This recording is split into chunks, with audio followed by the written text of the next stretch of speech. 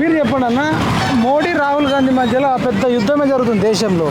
ఇద్దరిట్లలో ప్రధానమంత్రి ఎవరైతే బాగుంటుంది? మోడీకి రాహుల్ గాంధీకి చాలా అంతరం ఉంది. అంతేనా? వాడు ఒక చిన్న ఏజ్ పర్సన్, వానికి నాలెడ్జ్ కూడా లేదు. రాహుల్ గాంధీకి నాలెడ్జ్ కూడా లేదు. దేశం పరిపాలన ఎట్లా చేయాలని తెలియదు. ఎక్కడ పడితే ఎప్పుడు ఏం మాట్లాడతారో వానికే అర్థం కాదు రాహుల్ గాంధీకి. నరేంద్ర మోడీ అంటే ఒక ఏజ్డ్ పర్సన్, ఎవరికి సబ్కా సాత్ సబ్కా వికాస్, అందరు కలిసిపోవాలని ఉంది.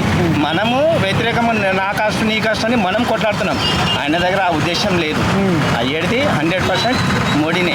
చార్సోపార్ ఎందుకన్నా మీరు అంత బలంగా చెప్తారు? 400 సీట్లు ఎట్లా వస్తాయి? ఎందుకు వేయాలి ఓటు మోడీ గారికి? మోడీ సార్ అనేది ఒక వ్యక్తిత్వ, నాది కులం నీ కులం అని కాదు. ఒకటి మంచి పరిపాలన నుంచి పోవాలని ఉంది.